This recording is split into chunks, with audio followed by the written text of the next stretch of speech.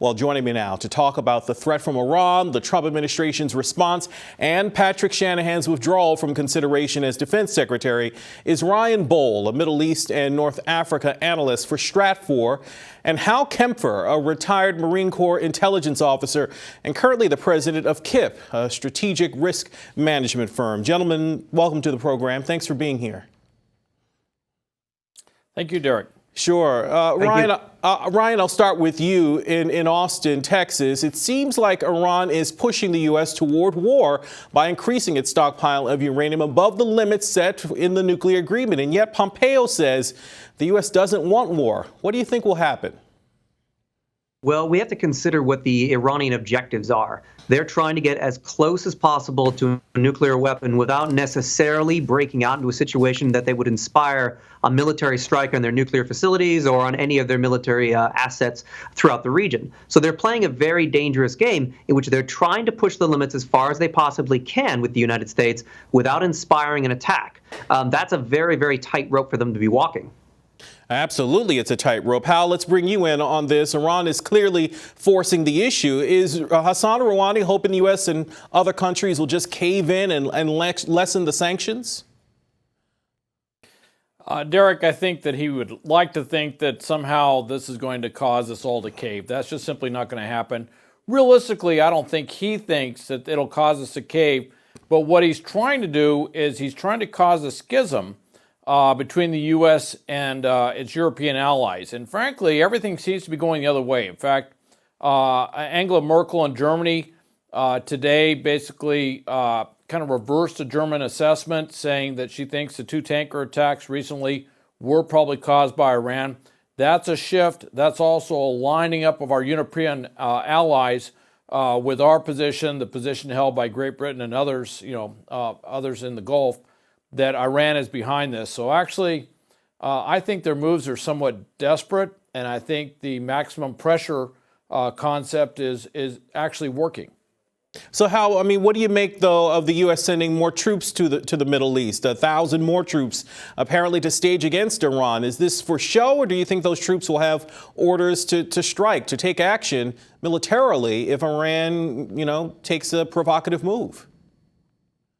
Well, we don't strike with just 1,000 troops against a country like Iran. If you see 100,000 troops, then that's a different story. That 1,000 troops, I don't know what the exact force list is, but the Pentagon's saying ISR, intelligence, surveillance, reconnaissance units, force protection units, things along that line. I'm thinking you have a company of something coming in here, a flight of some sort of intelligence gathering unit here. Basically, these are smaller units.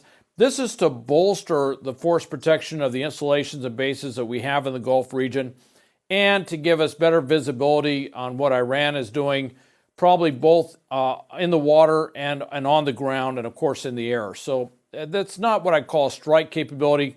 It really is moving more defensive forces into the region. And Ryan, to Hal's point, 1,000 troops won't cut it militarily against Iran, but the image, at least, of more troops going to the region and quickly sends a message, right? It does. It's a message of deterrence. It's a message the United States will respond to provocations, including with new deployments. It's still very much short of what we would see as a full-scale war scenario. But the United States already has assets. Even before this crisis began, the U.S. had enough assets in the region to be able to carry out targeted strikes if it so chose. Now, there's a lot of political constraints on the United States side to that at this time. But the United States has been positioned for a while to be able to hit isolated targets if it so chose. Well, let's talk about Patrick Shanahan now. Apparently he had several incidents of domestic violence with his ex-wife from nearly 10 years ago. This wasn't revealed in his appointment for the acting position of defense secretary, but clearly he felt it would affect his chances at getting the job officially, right? Hal?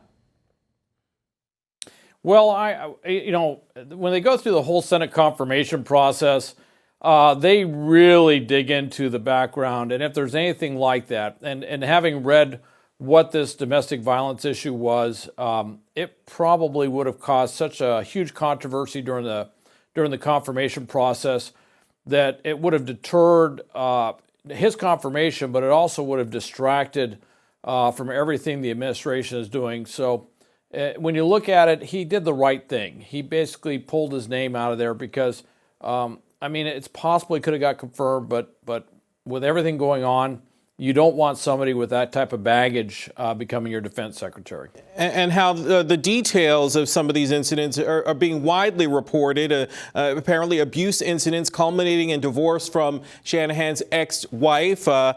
He mentioned substance abuse, emotional issues by his ex, and the entire ordeal being traumatic for everyone, including his children. And now, years later, he's withdrawn from consideration. You think it's the right thing to do, right? I mean, if confirmed, he would have had to deal with military cases involving domestic abuse.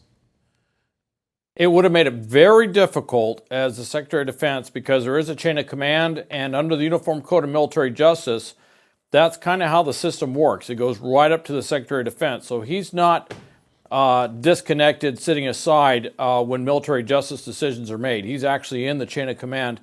But I think the most egregious issue was the confrontation with his son and his wife, Sure. where his son used a baseball bat. And that's one where he jumped to his son's defense and he put stuff in writing that, frankly, he's having a very difficult time explaining right now.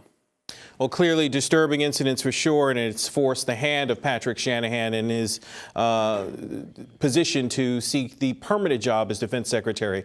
Ryan and Hal, stick around with me. We'll be talking again after the break. Well, for more, joining me again is my panel, Middle East and Military Affairs analysts Ryan Bohl and Hal Kempfer.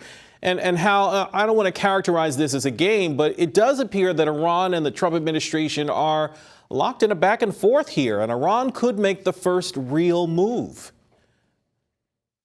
There's sort of a battle of rhetorical escalation. There's also moves that are happening militarily around the Gulf.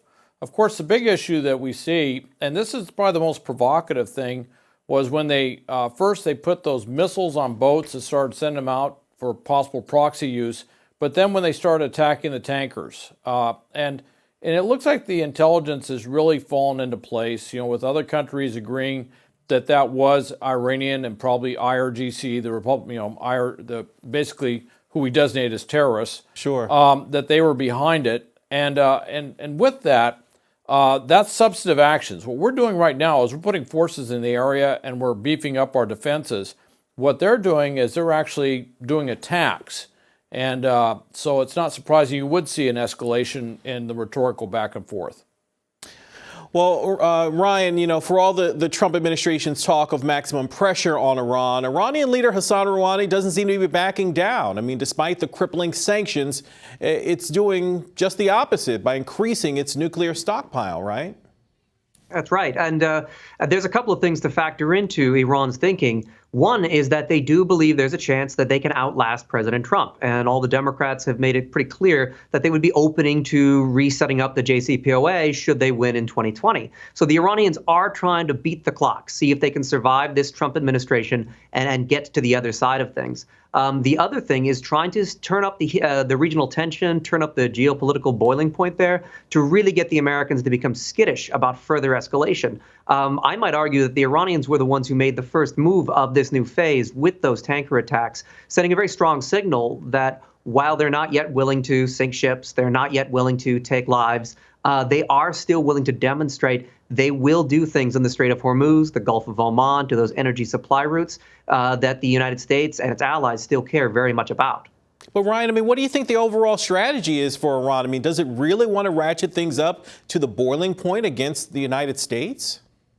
It wants a perception of the boiling point. It wants American politicians to be worried that they're going to be dragged into another Middle Eastern war. It wants it to be part of the national conversation. It wants America's allies to be worried about this, an idea of a regional war. We've already seen strong signals from the United Arab Emirates, more subtle signals from Saudi Arabia, and some signals from Israel that they want to kind of sidestep this. They like the maximum pressure sanctions campaign, but the idea of a regional war, which could invite retaliation on any of them, which would be very expensive for their economies, have a high toll in lives, is something that they're just not interested in at this time. So maximum pressure for the sanctions campaign, but not moving into a military option just yet.